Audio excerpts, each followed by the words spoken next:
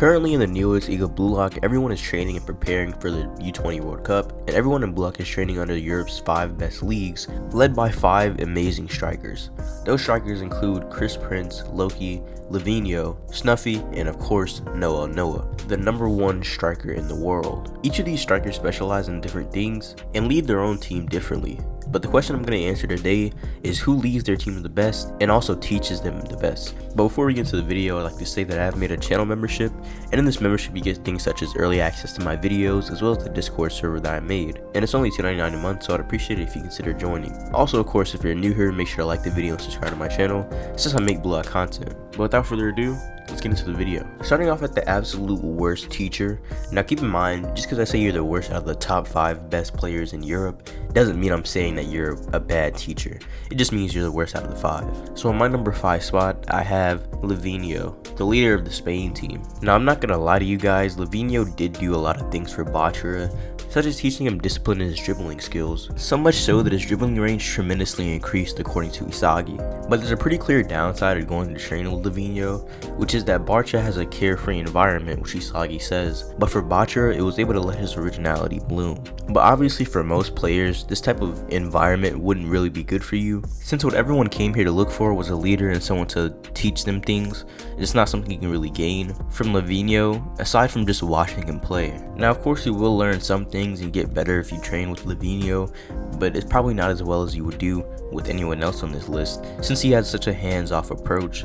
And he even says when everyone gets to the training stratum that he isn't going to be teaching anyone anything. And all he really told them after that was to copy the strong dudes and then mix it up by imagining the best in the world, which I mean is pretty obvious for anyone that wants to be the best. Most of the training in Lavinho's camp most likely comes from Blue Lock's technology, such as the 3D motion capture that we see Bachara watching, and of course also things like treadmills and whatnot. But honestly, until we see more out of Lavinho's training, I really feel like you have to get lucky to thrive in that situation and have a very specific mindset like Bachara, which is what leads me to put him this low on this list. Not to say that he isn't a good player or anything, he was obviously known as a dance man and has one of the best dribbling skills that we've seen in the manga thus far. Now moving on to number 4, this might be a hot take, but it has to be the young prodigy, Julian Loki. Julian Loki is the only 17-year-old in Blue Lock that we know of that is already representing his own country. Not only is Loki in the World 5, he's also a master in the Neo Egoist League, and he's also implied to be the best player in the World 5 at only 17 years old. Loki's playstyle generally relies on extreme speed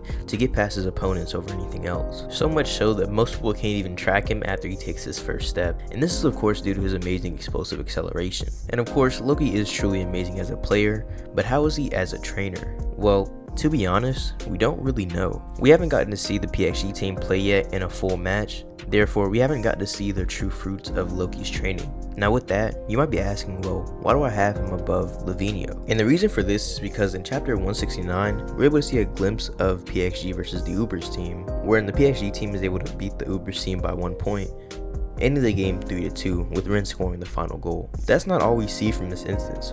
We also see that Rin and Shido are able to play on the same field, something that wasn't even possible with the training of Blue Lock. Now of course we don't see any chemical reactions from the two, but we do see that they're able to share the same field and play the game and actually beat the Ubers team, which is an ultra defensive and strategic type of team.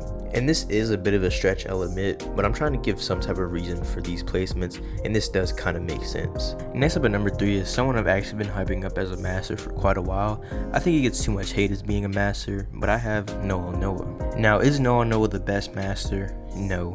Is he the worst? Absolutely not. And is he a good master?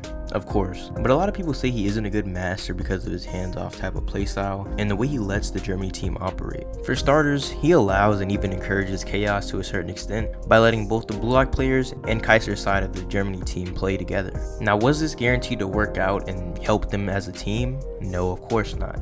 But did it end up paying off? Absolutely. This not only helped Isagi, but also recently helped Kaiser up his creativity in order to score a goal on the Ubers team. But of course, we all know what this did for Isagi. Obviously, it gave him a clear rival on the team, allowed him to gain abilities such as metavision by just watching the team play, and of course allowed him to unlock the mechanisms of egocentrism. Now again, I like to reiterate that yes, Noah is kind of a weird trainer. He doesn't do it the same as anyone else really, but his training is definitely effective.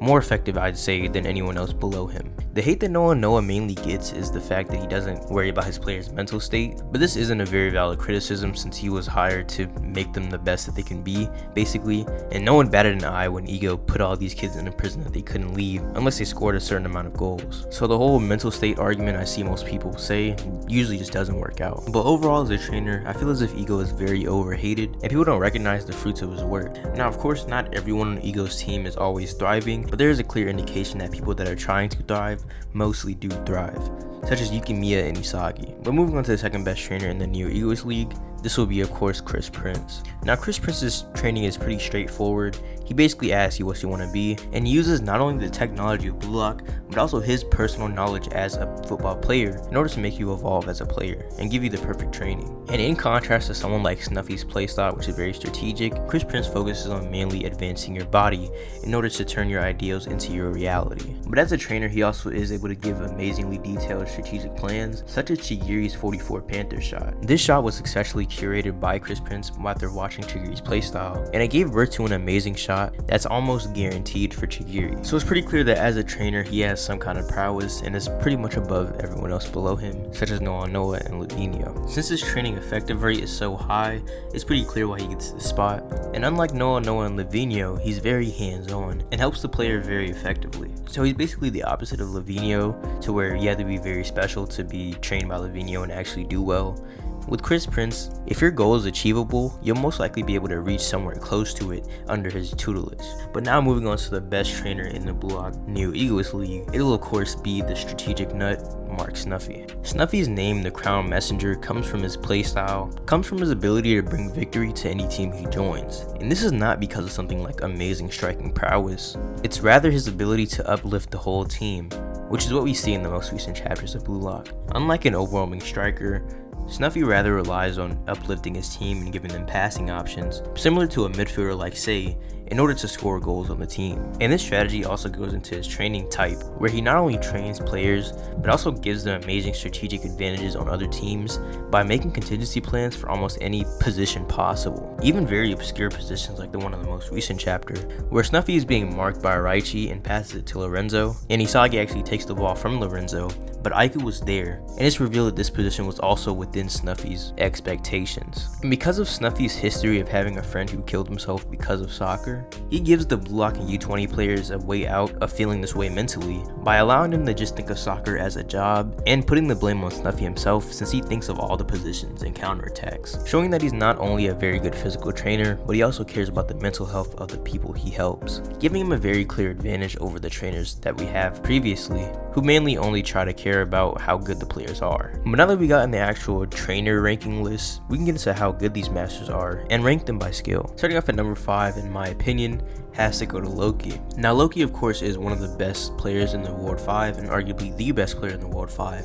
But when we come to the world of the master strikers, he kind of pales in comparison. Now of course none of this is confirmed yet, but I do believe that Loki does lack the knowledge and experience that the other guys have on the field, which gives them a clear disadvantage to them. Now of course Loki is still quite amazing at the age of only 17, and I would venture to say that he's probably one of the fastest people, even on the masterclass level. It's clear that he's honed his abilities quite well for his age, and he's still going to advance quite further, and honestly I can't wait to see how he advances further in his career and how much better he gets.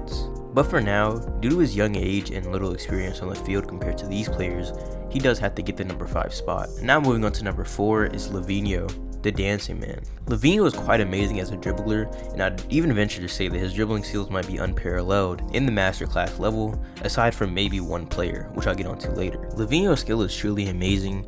He's able to have a quite decisive battle with Noah, only being able to beat out Noah because Isagi made a wrong move. And Kaiser even says for a while that he couldn't even jump in because he was waiting for the perfect moment, showing that he's on a level quite above the new generation 11. He's able to completely dismantle entire teams just by his dribbling alone, allowing him to score amazing goals, all while the enemy team is toppling down, which is why he has his name, the Dance Man. But moving on to number 3 in this list is the rival of Noah himself, Chris Prince. Chris Prince is undoubtedly one of the physically strongest players we've seen in the world, being able to push around players like Michael Kaiser and even calls him nothing more than an insect. But his skill as a player is pretty undeniable. In the last year's Top European Player Award, Chris Prince got second place while Noah had first, showing that to the general public, he is believed to be the second best player. And Ego Jinpachi even says that he's a world-class striker on par with Noah, showing that the general narrative is that he is the same level and nearly as good as Noah, which is good enough reason to put him above people like Lavinio and Loki,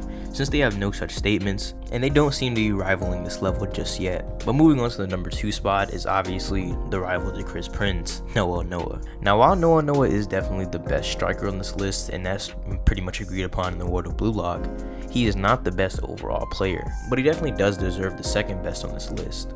Because of abilities such as mechanical dribbling, and not to mention him being ambidextrous, he's able to easily destroy teams, and barely anyone can really keep up with him. I don't think there's really much I have to say for this placement. I mean, there's a reason that most people go for him as a goalpost, but that's really it. I mean, if we were ranking this on striking abilities purely, he would be number 1, but due to this being an overall ranking of skill, he goes to number 2. And the number 1 spot goes to the leaders of the Ubers team, Mark Snuffy. Now, I'm not gonna lie to you guys, Mark Snuffy might be the most hyped up player in the Blue Lock world. In the most recent chapters, they not only say that he has the best strategic mind in the world, Noah also says that as a pure striker, Snuffy doesn't hold a candle to him, but Snuffy's really an all-purpose soccer player who could shine at any position. And in terms of cumulative skill, he'd rate him as the world's best player. And at this point with this statement, it's pretty cut and dry. He's definitely the number 1 player in the world in overall skill, which is even stated by Noah himself, the best striker. But that's really all I have for today. If you enjoyed the video, make sure of course to like the video and subscribe to my channel, and also consider joining my membership for access to my private Discord server for members only. But yeah, goodbye.